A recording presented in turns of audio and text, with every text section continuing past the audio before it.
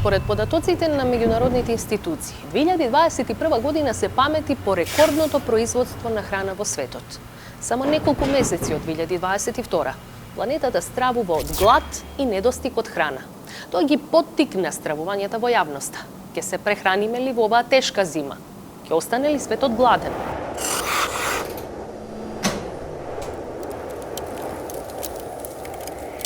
На пирамидата на потребите на човекот, храната заедно со водата и воздухот се база. Лебот пак е во основата на пирамидата на македонската кујна. За да има леб, треба да има пченица, а таа годинава, според експертите, ја има помалку на нашите ниви. Пченица ќе има, леб се надевам ќе има. Иако ова година се очекува поголеми приноси од вкупно посејаните површини под пченица, кои што беа околу 78.000 хектари, се очекуваше да се добијат некаде околу 260 до 265.000 тони, но според моите информации тоа е околу 220.000 тони, цирка. Потребите на Македонија се некаде околу 300 до 330.000 тони на годишно ниво. Најголемиот дел се произведува овде, дел се вовезува како пченично зрно, дел како брашно. Каде Македонија го набавува недостатокот од пченица? Главниот увоз го вршиме од Србија, нешто земаме од Унгарија и дел од Хрватска. Последните години сосема мали количини се увезуваат и од Бугарија. Во нормални услови, набавката на пченицата што недостасува во земјава немаше воопшто да биде прашање. Светот се помести со почетокот на војната во Украина. Иако земјава никогаш не била зависна од храна од Украина, сепак, оружјето ги смени стратегиите во светот. What happens now is a failure of the system. And the failure is the failure to distribute the food. So the war has interrupted the value chains. And also speculative forces, they speculated on the fact that there will be shortages or people will panic, and therefore this is what is been distributed in the system. Украина се протега на 603.628 километри квадратни. Во неа живеат околу 42 милиони жители. Во однос на продукција на храна не е мал играч, но на планетата оваа држава е само една точка. Иако Македонија директно не зависи од Украина, сепак неколку месеци од почетокот на војната таму, драстично пораснаа цените на храна и во нашата држава. Затоа, како успеа војната на оваа земја да ги крене цените на храна, експертите го посочуваат растот на цените на берзите и профитерството на големите играчи. Ja ne bi imao ništa protiv da naš farmer od toga profitira. Znači, ali u konačnici od toga farmer najmanje profitira, čak što više je možda i ugrožen, neka imanja se zatvaraju, ne mogu pokriti troškove.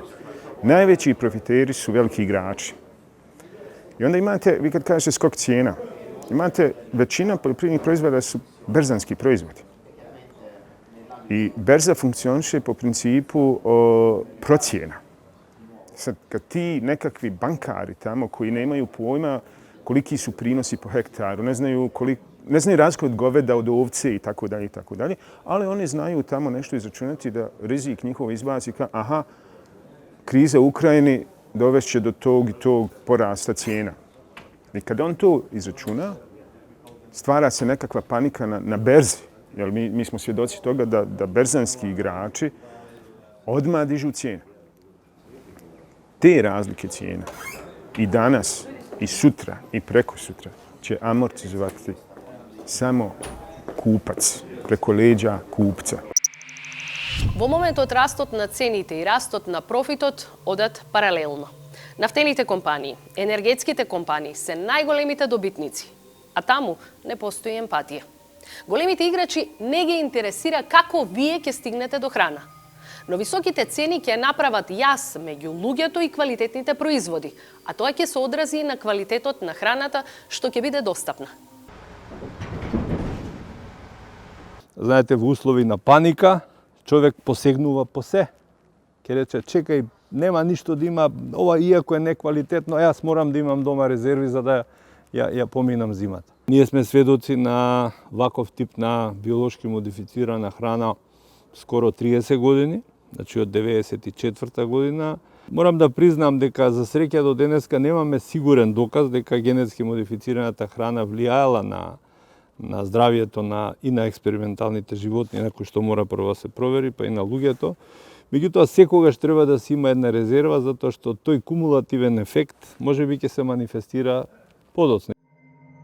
Најоптимистичките прогнози се дека цените ќе почнат да се стабилизираат дури во 2024 година. Достапноста на нискоквалитетната храна или така наречената брза храна е опасност дека државата ќе се соочи со зголемена бројка на кардиоваскуларни болести, гојазност и дијабет.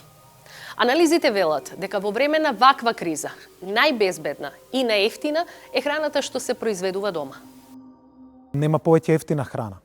И затоа треба да се насочиме да ги ставиме во функција сите ресурси домашни кои што ги имаме, а сме богата земја и треба да си ги искористиме ресурсите за производство на храна. Македонија е нето увозник на одредени стратешки производи и храна и пред Југославија и после од независноста, меѓутоа велам ние мора да ги максимизираме сите напори. Јас верувам дека може да го зголемиме домашното производство токму на стратешките култури. Според пресметките, сега 50% од приходите на луѓето во Македонија одат за храна.